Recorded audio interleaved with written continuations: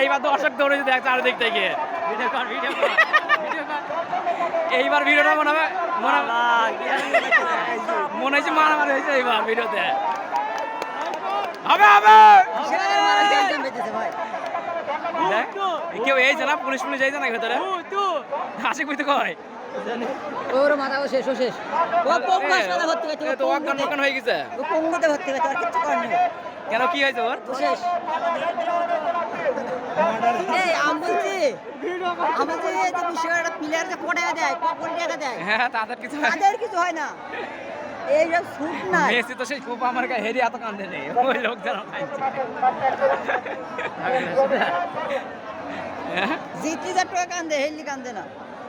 না না ওই টাকা পয়সা ধরে হয়তো খেলা মেলা এই জন্য ওর একটু বেশি কষ্ট লাগে